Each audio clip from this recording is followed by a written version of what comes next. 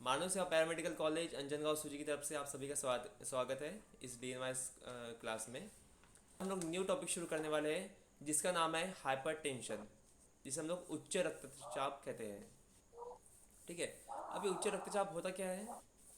अगर आपकी जो ब्लड वेसल्स है, रक्त वाहिनियाँ है, अगर उसका प्रेशर कुछ ज़्यादा अगर बढ़ जाए नॉर्मल से ज़्यादा, अब उसका कारण कुछ भी हो सकता है।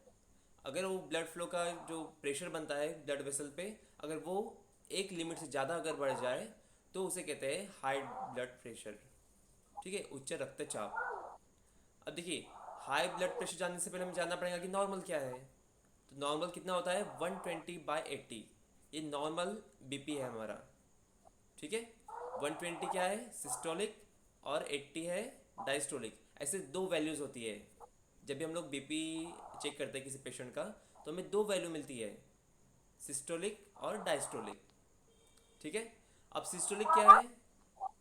सिस्टोलिक ये है कि जब भी हमारा हार्ट पंप करता है तो उस दौरान हमारे ब्लड वेसल पे जो प्रेशर बनता है ब्लड के द्वारा, उसे कहते हैं सिस्टोलिक।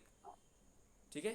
जब भी हमारा हार्ट बीट करता है, पंप करता है, या उसे हम लोग कॉन्ट्रैक्ट कह सकते हैं, आकुंचन होता है, उस दौरान जब ब्लड बाहर निकलता है हार्ट से और उसका प्रेशर जो रक्तवाहिनियों पे पड़ता है, उस प्रेशर को कहते हैं सिस्टोलिक।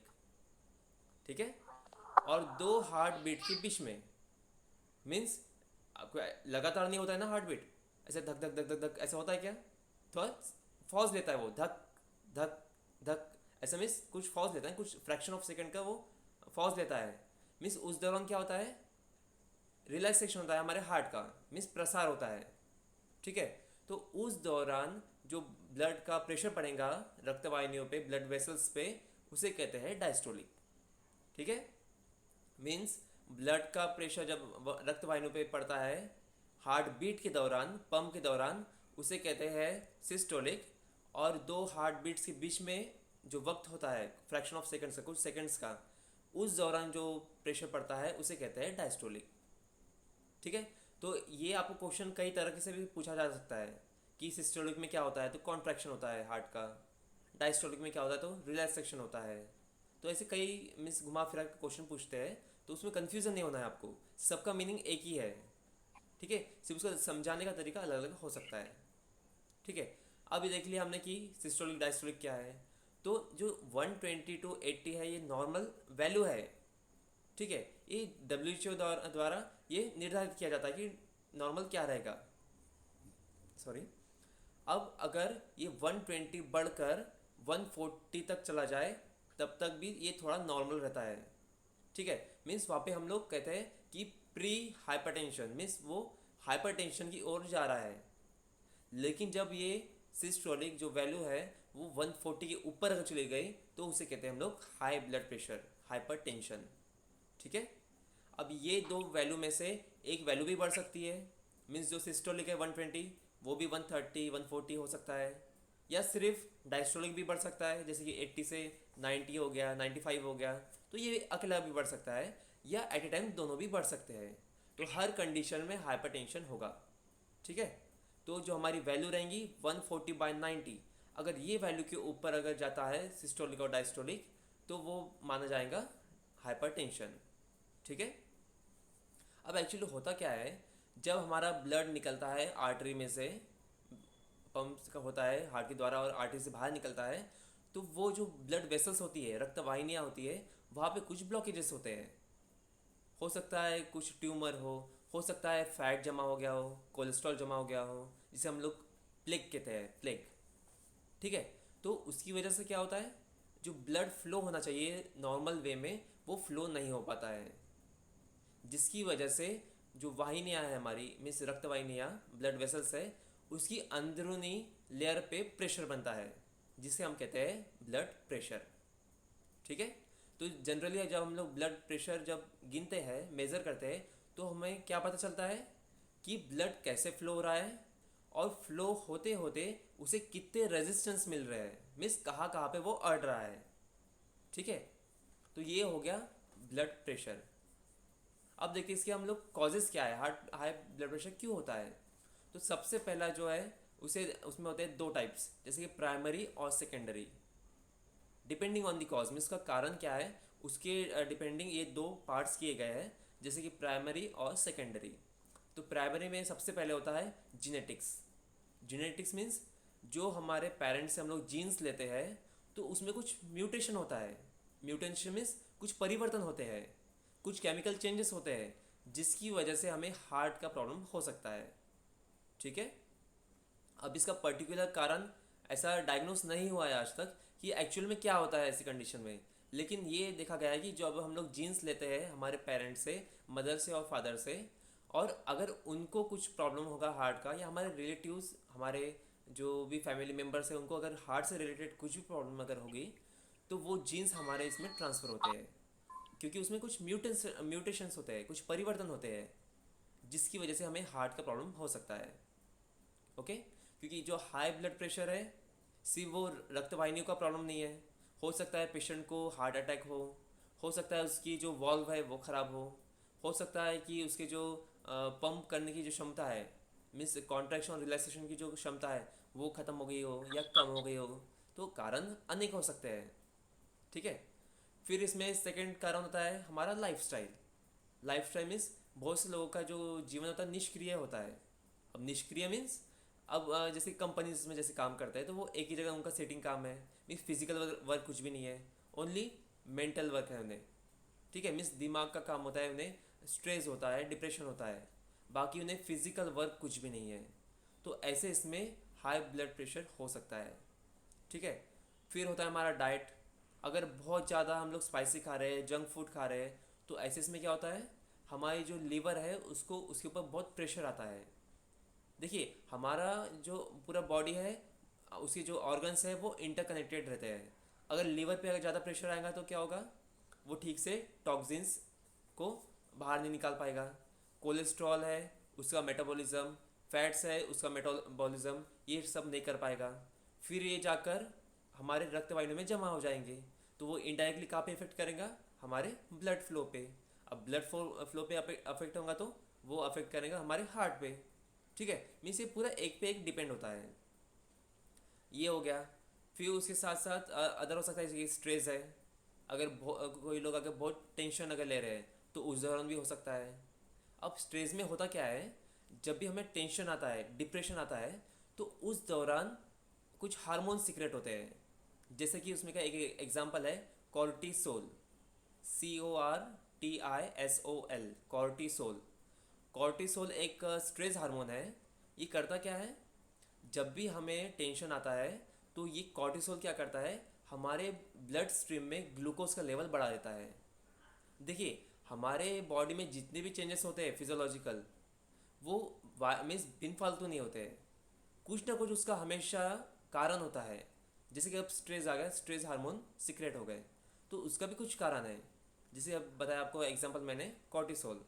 कॉर्टिसोल क्या करेगा, अब जब हम लोग टेंशन लेते हैं, डिप्रेशन लेते हैं, तो हमारे जो टिश्यूज़ है वो डैमेज होने लगते हैं, जो हमारे सेल्स हैं वो डैमेज होने लगते हैं। जब सेल्स और टिश्यू डैमेज हो गए तो हमारे ऑर्गन्स डैमेज हो गए। ठीक है, तो इस दौरान कॉर्टिसोल क्या करता है, हमारे जो ब्लड स्ट्रीम है उसमें ग्लूकोज की लेवल बढ़ा देता है। ओके, ताकि हमें अच्छी एनर्जी भी मिले, और जो हमारे सेल्स टिश्यूज डैमेज हो रहे हैं, जो ख़राब हो रहे हैं, टूट रहे हैं, उसको वो रिपेयर करने में मदद करे। ठीक है, तो ऐसे इसमें क्या होता है, हमारे जो हार्ट बीट्स है वो थोड़े बढ़ जाते हैं, क्योंकि जब इनका जब लेवल बढ़ेगा तो वहाँ पे एनर्जी लेवल भी बढ़ेगा। जब एनर्जी लेवल बढ़ेगा तो थोड़े हार्ट बीट्स बढ़ जाते हैं, क्योंकि वहाँ पे ब्लड फ्लो थोड़ा बढ़ जाता है।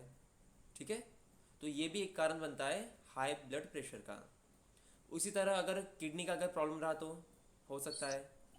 तो किडनी के दौरान क्या होता है, जब किडनी में कोई भी प्रॉब्लम है तो उसकी जो हार्मोन सीक्रेट करता है वो ठीक से नहीं करेगा।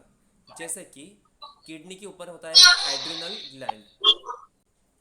जो एड्रिनल ग्लैंड है वो क्या करता है, एक एल्डोस्टेरॉन करके एक हार्मोन सीक्रेट करता है।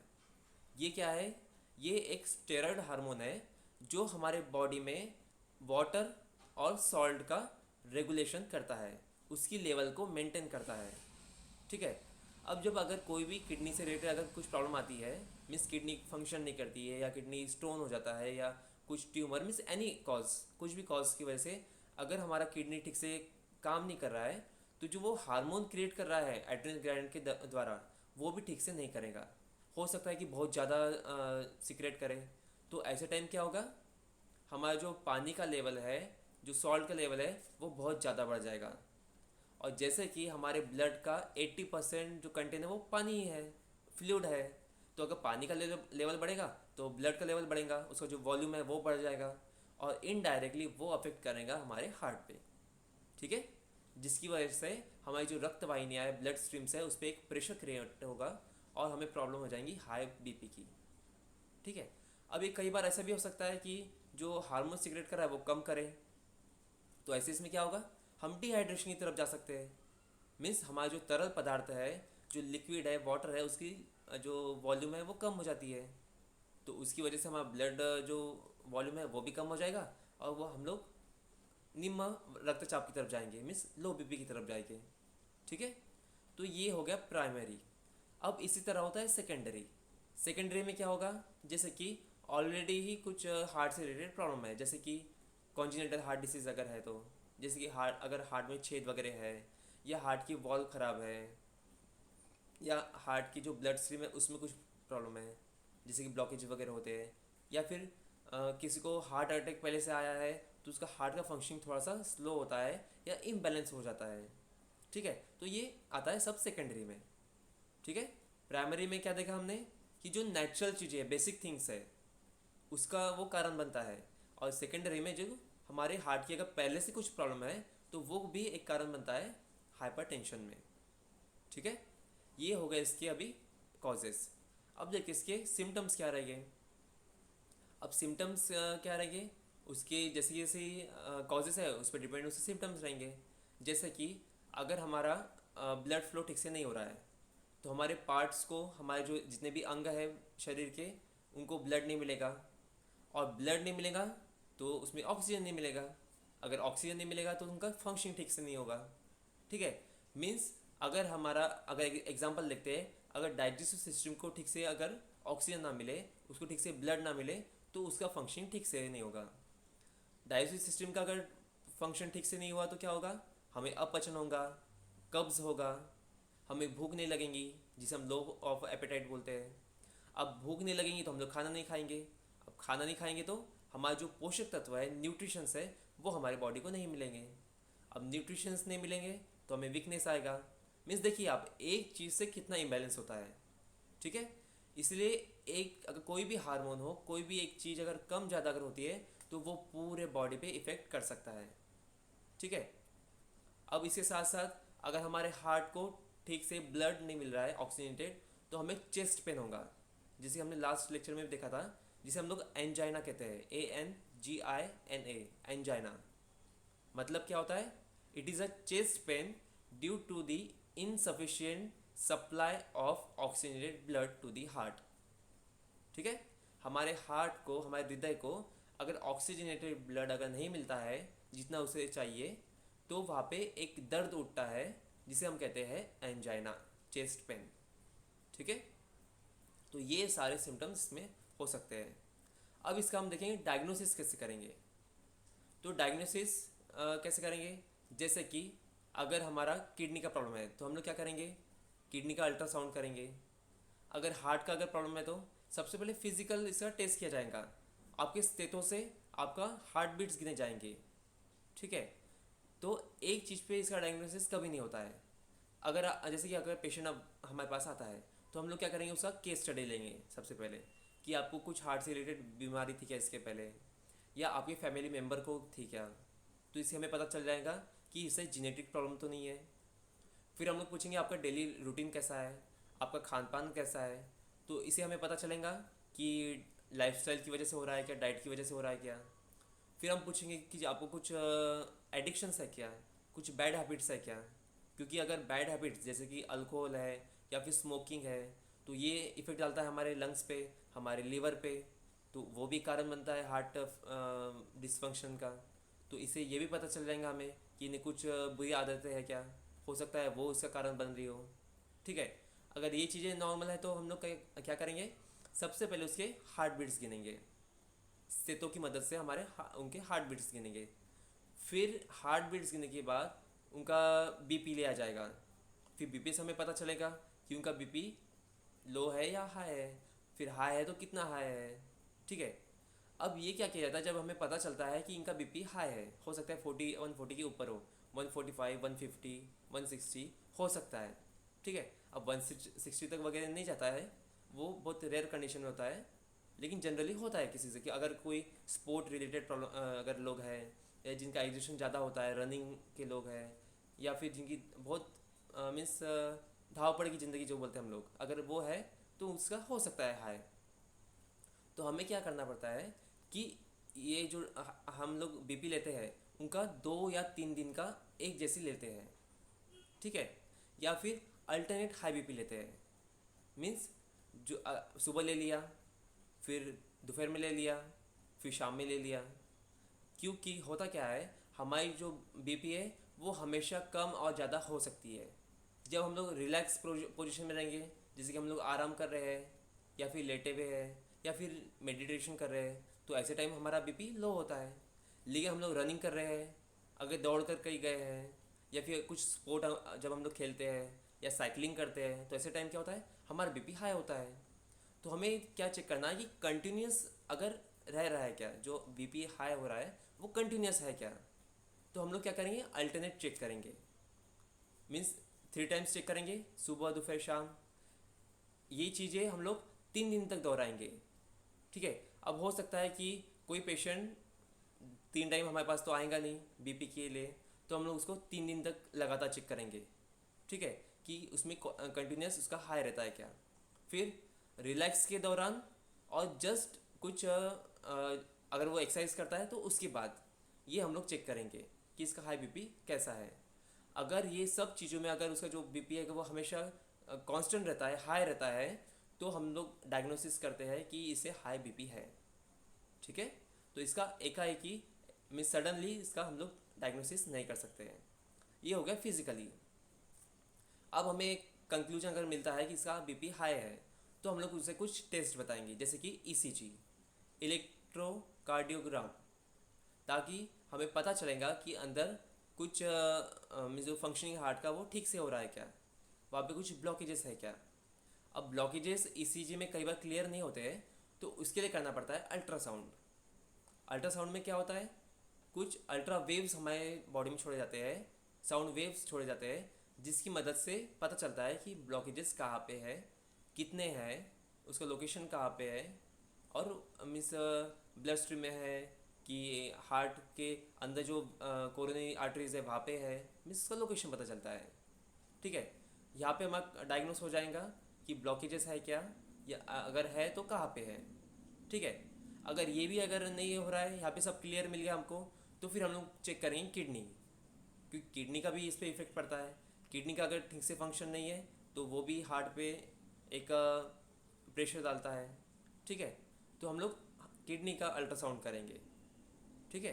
तो ये सब चीज़ों से क्या होगा, जब हम लोग बीपी लेंगे, उसका ईसीजी करेंगे, अल्ट्रासाउंड करेंगे, तो इसके बेसिस पे हमें पता चल जाएगा कि किडनी में प्रॉब्लम है, कि हार्ट में प्रॉब्लम है, कि कुछ ब्लॉकेजेस है, या फिर उनको जो उनका डेली रूटीन है उसकी वजह से प्रॉब्लम है। ये सब हमें पता चल जाएगा। फिर इसके बेसिस पे हम लोग करते हैं उसका ट्रीटमेंट, ठीक है। अब जब ट्रीटमेंट करेंगे हम लोग, तो ट्रीटमेंट भी उसके डिपेंडिंग ऑन द कॉज रहेगा, मीन्स उसका कारण क्या है। अगर उसका लाइफस्टाइल ख़राब है तो उसका लाइफस्टाइल हम लोग चेंज कर देंगे, जैसे कि उसको कहेंगे कि थोड़ा सा योगा करिए, मेडिटेशन करिए। जैसे कि अगर कोई लोग अगर बहुत काम का टेंशन लेते हैं, बहुत उनका डिप्रेशन में रहते हैं, हो सकता है कुछ फैमिली प्रॉब्लम्स हो, इकोनॉमिकल प्रॉब्लम हो, या फिर फाइनेंशियल, या फिर कोई ऑफिस का प्रॉब्लम, अब कारण अनेक हो सकते हैं। तो हम लोग उन पेशेंट्स को कुछ मेडिटेशन बता सकते हैं, कुछ योगा थेरेपीज बता सकते हैं, जैसे कि रिलैक्सेशन थेरेपी आती है, योग निद्रा, फिर आईआरटी, डीआरटी, ये सब थेरेपीज बता सकते हैं। कुछ आसन बता सकते हैं, जैसे कि शवासन करना, ठीक है। तो ऐसे हम लोग नेचुरल ट्रीटमेंट उसे बता सकते हैं। फिर उसे कुछ डाइट बता सकते हैं, जैसे कि बेरीज, क्रेनबेरी है, स्ट्रॉबेरी है, बेरीज बोल सकते हैं खाने के लिए, या फिर कुछ साइट्रिक फ्रूट्स जैसे कि लेमन है या फिर ऑरेंज है, तो इन सब से क्या होगा, इनमें सब एंटीऑक्सीडेंट्स रहते हैं। ठीक है, जो हमारे टॉक्सिन्स है उसको किल करेगा और जो हार्ट को प्रॉब्लम दे रहा है उसको वो लेवल में कम लाएगा। ठीक है, फिर कुछ वेजिटेबल्स बता सकते हैं हम लोग। अगर किडनी से रिलेटेड प्रॉब्लम है तो क्या होगा, हम लोग वेजिटेबल्स बताएंगे जैसे कि ग्रीन वेजिटेबल, हरे भाजी पाला जैसे कि स्पिनच है, पालक। ठीक है, तो इसमें क्या होता है, पोटेशियम ज़्यादा होता है। तो पोटेशियम क्या करेगा, जो किडनी का फंक्शनिंग है उसको नॉर्मल लाने के लिए मदद करेगा। उसमें जो सोडियम का कंजम्पशन हो रहा है, एब्जॉर्प्शन हो रहा है ज़्यादा, उसको वो रिलीज़ करेगा, उसको बॉडी से बाहर निकालने के लिए मदद करेगा। हमने देखा था ना पहले कि किडनी का अगर फंक्शन ठीक से नहीं होता है तो वो जो सोडियम है वो उसको बाहर नहीं निकाल पाता है बॉडी से, और जिसकी वजह से वाटर का रिटेंशन होता है, मीन्स पानी की मात्रा बॉडी में बढ़ती है। ठीक है, तो ये हो गया नॉर्मल इस पे। अब सेकेंडरी अगर उसका कारण है तो क्या होगा, जैसे कि अब हार्ट रिलेटेड प्रॉब्लम है तो हार्ट को कौन सी चीज़ तकलीफ़ दे रही है उसको हम लोग चेंज करेंगे। ठीक है, अगर कुछ वॉल वगैरह है उसका प्रॉब्लम है तो कुछ उसका ऑपरेशन कर सकते हैं। कोरोनरी आर्टरी जैसे कि हमने देखा था वो अगर ख़राब है तो उसका बाईपास सर्जरी होता है। तो ये सब चीज़ें एलोपैथी की तरफ जाती है। ठीक है, किडनी अगर ठीक से काम नहीं कर रही है तो उसके लिए कुछ ड्यूरेटिक्स आती है। ठीक है, ताकि जो हमारा सोडियम है कंटेंट उसको रिलीज़ कर सके बाहर। ठीक है, फिर हार्ट रिलेटेड जब प्रॉब्लम रहती है, मीन्स ब्लॉकेजेस वगैरह रहते हैं, तो ऐसे टाइम कुछ बीटा ब्लॉकर्स मेडिसिन दिए जाते हैं ताकि जो ब्लॉकेजेस है वो कम हो जाए और जो हमारे हार्ट बीट्स है वो नॉर्मल हो जाए। ठीक है, तो ये होगा इसका ट्रीटमेंट। अब इसके अलावा भी कई ट्रीटमेंट होते हैं लेकिन वो डिपेंड करता है कि पेशेंट का कंडीशन कैसा है और उसकी कॉजेस क्या क्या है। ठीक है, तो यहाँ पे हमारा ख़त्म हुआ हाइपर टेंशन। समझ में आया सभी को?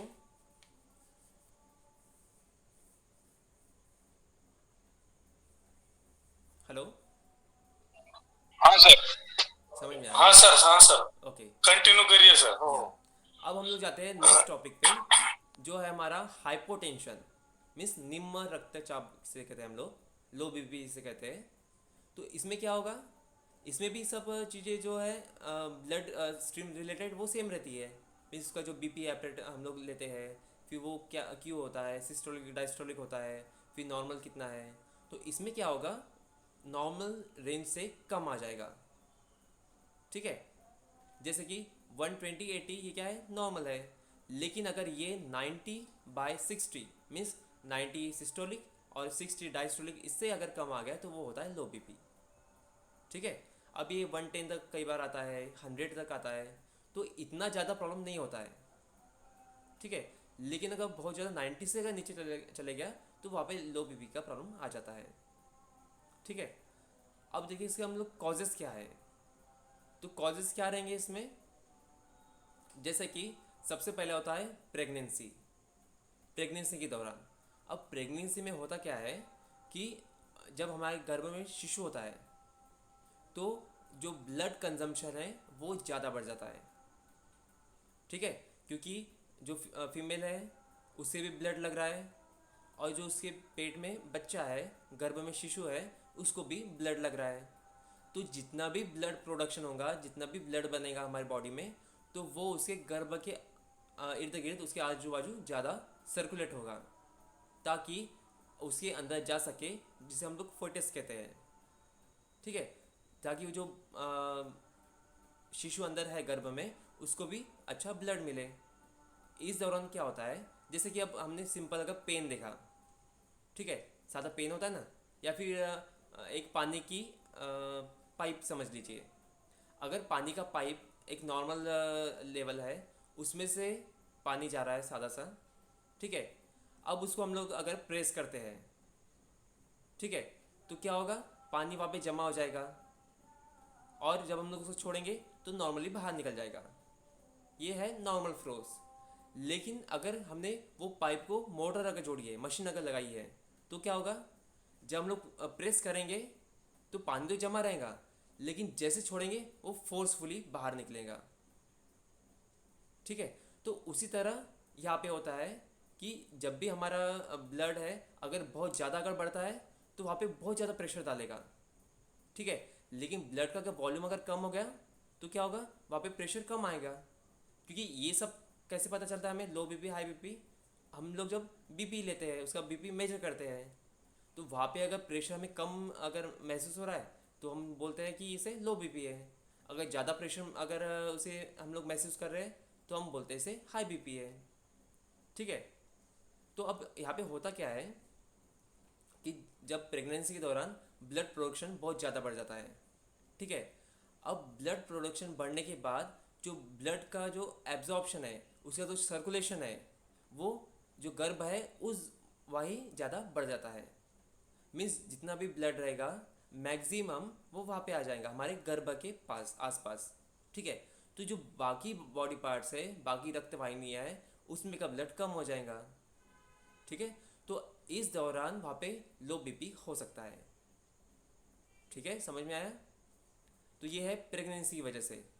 क्योंकि जो प्रेगनेंसी के दौरान 12th टू 14th वीक जो होता है, 12वें से लेकर 14वें हफ्ते में वहाँ पे ब्लड का जो कंजम्पशन है वो बहुत ज़्यादा बढ़ जाता है। क्योंकि जो गर्भ में शिशु है उसे ब्लड लग रहा है तो इस दौरान उसका कंजम्पशन बहुत ज़्यादा बढ़ जाता है, उसका यूज़ ज़्यादा होता है। तो ऐसे में क्या होगा, जो बाकी ब्लड एरिया में मीन्स बाकी एरिया में जो ब्लड है उसकी मात्रा थोड़ी कम हो जाएंगी, जिसकी वजह से होगा उसे लो बीपी, ठीक है। अब नेक्स्ट इसका कारण है डिहाइड्रेशन। डिहाइड्रेशन क्यों, जैसे कि हमने हाई बीपी में भी देखा कि जो वाटर का अगर कम हो गया लेवल तो वो हो जाएगा डिहाइड्रेशन, ठीक है। मीन्स डिहाइड्रेशन के दौरान क्या होता है, जैसे कि हमारा ब्लड का जो कंटेंट है वाटर वो 70 to 80% होता है, ठीक है। जो टोटल वॉल्यूम है ब्लड का उसमें जो 70 to 80% है वो वाटर ही है, जो तरल पदार्थ जिसे हम लोग कहते हैं वो है। अगर उसकी मात्रा अगर कम हो गई तो क्या होगा, हमारे ब्लड का लेवल कम हो जाएगा, ठीक है। अब जब ब्लड का लेवल अगर कम हो गया तो क्या होगा, हमारे जितने भी टिश्यूज़ है, सेल्स है, कोशिका, उत्तक, अंग, मीन्स जितने भी हमारे ऑर्गन्स है उन सभी को ब्लड कम मिलने लगेगा। अब ब्लड कम मिलेगा तो उनमें ऑक्सीजन कम आएगा, ठीक है। तो अब यहाँ पे क्या होता है, जब अगर थोड़ी मात्रा में अगर ब्लड कम होता है, उसका सर्कुलेशन अगर कम होता है तो उसकी वजह से ऑक्सीजन भी थोड़ा कम मिलेगा। तो ऐसे इसमें थोड़े से नॉर्मल सिम्टम्स मिल सकते हैं, जैसे कि चक्कर आना, वीकनेस लगना, थकान लगना। लेकिन अगर ये डिहाइड्रेशन अगर बहुत ज़्यादा बढ़ता है, मीन्स जो वाटर लेवल अगर बहुत ज़्यादा अगर कम होती है तो एक सिम्टम आता है जिसे हम कहते हैं हाइपोवॉल्मिक शॉक, ठीक है। इसमें एक मेन सिम्टम मीन्स एक कंसेप्ट नया है, इसे ध्यान रखिए। हाइपोवॉल्मिक शॉक कहते हैं इसे। मीन्स हाइपोवॉल्मिक शॉक में क्या होता है कि हमारे जो ऑर्गन्स है, टिश्यूज़ है, उसमें ऑक्सीजन की लेवल बहुत कम हो जाती है। तो ऐसे टाइम जो उसका फंक्शनिंग है वो एबनॉर्मल हो जाता है, मीन्स बिगड़ जाता है, ठीक है। ऐसे इसमें कुछ भी हो सकता है, मीन्स चक्कर आ जाना, चक्कर आके गिरना, या फिर एकदम से स्ट्रोक आना। स्ट्रोक मीन्स हाथ पैर कांपते हैं ना, या फिर फीट आना जिसे हम मिर्गी कहते हैं। तो ऐसे कई प्रॉब्लम आ सकते हैं, ठीक है। या फिर कई बार पैरालिसिस भी हो सकता है। तो ये जो डिहाइड्रेशन है ये बहुत इसमें सीवियर कंडीशन होती है, तो ये भी एक कारण बनता है हमारे लो बीपी का, ठीक है। फिर उसके साथ साथ अगर हार्ट डिसीज़ अगर कुछ है तो, जैसे कि पहले से हमने देखा कॉन्जेनिटल हार्ट डिसीज़ है, या फिर अगर किसी को हार्ट अटैक अगर पहले से आया है तो उसका हार्ट पहले से पंप कम करेगा ब्लड, ठीक है। अगर उसकी वॉल्व भी या उसकी स्ट्रीम्स अगर ठीक से काम नहीं कर रही है तो ऐसे टाइम भी जो ब्लड है वो कम पंप करेगा, तो लो बीपी होगा। फिर कई कंडीशन में एक्सीडेंट होते हैं तो ऐसे टाइम क्या होता है कि हमारा जो ब्लड है वो बहुत सारा वेस्ट हो जाता है, तो ऐसे टाइम भी हमारे जो बॉडी का लेवल है ब्लड का वो कम हो जाएगा, तो ऐसे टाइम भी लो बीपी हो सकता है, ठीक है। अब इसके साथ साथ जो स्ट्रेस है वो भी कारणीभूत रहता है, क्योंकि स्ट्रेस में भी क्या हो रहा है, जो हमारे कोर्टिसोल है वो जा रहे हैं वहाँ पे, और उसका जो लेवल है ब्लड का वो इम्बैलेंस कर देते हैं, ठीक है। क्योंकि स्ट्रेस कोर्टिसोल अगर ज़्यादा अगर बढ़ेगा तो वहाँ पे लेवल ज़्यादा बढ़ेगी, ठीक है। लेकिन अगर कम बढ़ा तो कम हुआ तो उसकी लेवल भी कम हो जाएंगी, मीन्स जो ग्लूकोज वो रिलीज़ कर रहा है ब्लड स्ट्रीम में वो कम करेगा, ठीक है। अब नेक्स्ट, अगर किडनी का अगर प्रॉब्लम है तो किडनी के दौरान भी हमने देखा था कि एड्रिनल ग्लैंड क्या करता है, एल्डोस्टेरॉन हार्मोन रिलीज करता है। अब एल्डोस्टेरॉन अगर कम रिलीज हुआ तो क्या होगा, वहाँ पे फिर से जो वाटर लेवल है वो कम हो जाएंगी, क्योंकि एल्डोस्टेरॉन का काम क्या है, पूरे बॉडी में वाटर और सॉल्ट का जो रेगुलेशन है वो सही रखना, उसको मेंटेन करना। अगर एल्डोस्टेरॉन भी कम हो गया तो वाटर लेवल भी इम्बैलेंस हो जाएंगी, कम हो जाएंगी। ठीक है, उसी साथ साथ जो सॉल्ट है, जो सोडियम होता है, उसकी लेवल भी कम हो जाएंगी। ठीक है, तो ऐसे इसमें क्या होगा, जो पानी की मात्रा है वो बहुत ज़्यादा कम हो जाएंगी। ठीक है, तो ये सब कारण बनते हैं लो बीपी के लिए।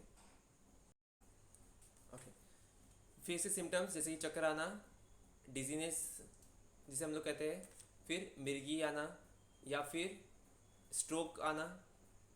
अगर हार्ट से रिलेटेड प्रॉब्लम है तो चेस्ट पेन होना ज़्यादा, फिर ये सब सेम रहेंगे हाइपरटेंशन की तरह। अगर हार्ट से रिलेटेड प्रॉब्लम है तो चेस्ट पेन होगा, एंजाइना जिसे हम लोग कहते हैं। ठीक है, किडनी एरिया में अगर कुछ प्रॉब्लम है तो वहाँ पे पेन होगा। ठीक है, तो ये सब सिम्टम होते हैं लो बीपी के। ठीक है, अब देखिए इसका डायग्नोसिस कैसे होगा, तो डायग्नोसिस इसका सेम रहेगा जैसे हाइपरटेंशन का होता है, उसका सेम मीन्स लो बीपी का रहेगा। मीन्स 2 से 3 दिन तक उसकी बीपी लिए जाएंगे, ताकि हम लोग ये देख सकें कि उसका जो बीपी है वो कंटिन्यूस नॉर्मल है क्या, मीन्स लो है क्या।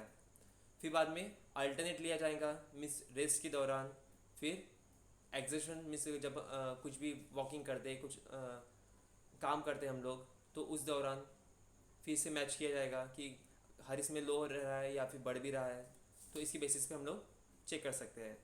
ठीक है, फिर सेम ईसीजी होगा, उसके साथ साथ अल्ट्रासाउंड होगा, मीन्स जो उसका डायग्नोसिस है सब सेम रहेगा। ठीक है, अब इसका ट्रीटमेंट क्या रहेगा, ट्रीटमेंट रहेगा सबसे पहले कि वाटर की लेवल अच्छी बढ़ाई जाए। ठीक है, जैसे कि अगर डिहाइड्रेशन अगर होता है तो बहुत हमें पानी पीना है। फिर उसके साथ साथ अच्छे फ्रूट्स खाने हैं, जैसे कि जूसी फ्रूट, अगर गर्मी के दौरान वाटरमेलन ज़्यादा खा सकते हैं हम लोग। ठीक है, उसी तरह में कई सारे ऐसे फ्रूट है जिसमें पानी की मात्रा ज़्यादा होती है, तो ऐसे फ्रूट हमें ज़्यादा खाना है। ठीक है, अब पानी के साथ साथ क्या होगा, जो हमारे किडनी का फंक्शन है वो भी अच्छा होने लगेगा। ठीक है, अगर बाकी जो कारण है जिससे की वजह से हार्ट ख़राब होता है तो वो चीज़ों पर भी ध्यान देना होगा। जैसे कि कुछ लोगों को अगर अल्कोहल पीने की अगर एडिक्शन है, जैसे कि शराब पीते हैं या फिर स्मोकिंग करते हैं, तो उसको अवॉइड करना पड़ेगा, क्योंकि वो लीवर को डैमेज कर रहा है, लीवर की वजह से फिर हार्ट पे प्रेशर आता है। ठीक है, तो उसकी जो जितने भी कॉजेज़ है उस पर ध्यान देने होंगे। ठीक है, उसके साथ साथ बहुत बार आपने सुना होगा कि नमक का पानी दिया जाता है। नमक का पानी क्यों, क्योंकि नमक में क्या है, सोडियम है। जब नमक का पानी आप पियोगे तो सोडियम का थोड़ा सा लेवल बढ़ जाएगा। ठीक है, और सोडियम क्या करता है, वाटर का रिटेंशन करता है। मीन्स हमारे बॉडी में उसका जो पानी की मात्रा है वो थोड़ा सा बढ़ाता है। ठीक है, और उसको ज़्यादा बाहर नहीं निकलने देता है। जब पानी की मात्रा बढ़ेंगी तो क्या होगा, हमारा ब्लड का वॉल्यूम बढ़ेगा, और ब्लड का वॉल्यूम बढ़ेगा तो फिर हमारी जो लेवल है वो ठीक आ जाएगी, मीन्स बीपी हमारा नॉर्मल आ जाएगा। फिर हमारी जो बॉडी में पूरा ब्लड सर्कुलेट हो रहा है वो भी ठीक से होने लगेगा, और ऑक्सीजन ठीक से मिलने लगेगा, तो काफ़ी चीज़ें इसी से हो जाती है। ठीक, फिर भी अगर नहीं हो रहा है तो कुछ मेडिसिन लेने पड़ते हैं। ठीक है, तो ये हुआ लो बीपी। लेकिन दोनों भी अगर कंपैरिजन किया जाए तो हाई बीपी ज़्यादा खतरनाक होता है एक तरह से, क्योंकि उसे साइलेंट किलर किया जाता है, साइलेंट किलर। क्योंकि ये इसमें क्या होता है हाई बीपी में, कि जो हमारा डैमेजेस है वो अंदर ही अंदर बढ़ते हैं और उसकी सिम्टम्स बहुत जल्दी नहीं दिखते हैं। मीन्स अगर आपको हार्ट रिलेटेड कुछ प्रॉब्लम हो रही है, या अगर लो बीपी का प्रॉब्लम हो रहा है, सॉरी हाई बीपी का अगर प्रॉब्लम हो रहा है, तो अंदर अंदर जो डैमेज होंगे उसके सिम्टम्स जल्दी से बाहर नहीं दिखाई देंगे। एक बार जब वो क्रोनिक हो जाएगा, मीन्स दीर्घकालीन लॉन्ग टर्म तक जब वो डैमेज होते रहेगा, तो एक बड़ी बीमारी बन के बाहर आता है वो। ठीक है, तो इसे इसलिए उसे कहा जाता है साइलेंट किलर। लेकिन उसका मेडिसिन भी है। अब लो बीपी के लिए कुछ मेडिसिन नहीं होती ज़्यादा, एक नॉर्मल लेवल हम लोग कर सकते हैं। लेकिन दूसरी तरफ अगर देखा जाए तो लो बीपी भी बहुत ख़राब है, क्योंकि जल्दी से वो नॉर्मल नहीं आता है। ठीक है, तो ये हुआ हमारा आज का topic, high BP and low BP. तो आज का क्लास हम लोग यहाँ स्टॉप करते हैं। अगर फिर भी आज आप पढ़िए, अगर कुछ लगता है तो आप नेक्स्ट क्लास में पूछ सकते हो। ठीक है। मानव सेवा पैरामेडिकल कॉलेज अंजनगांव सूजी की तरफ से आप सभी का धन्यवाद।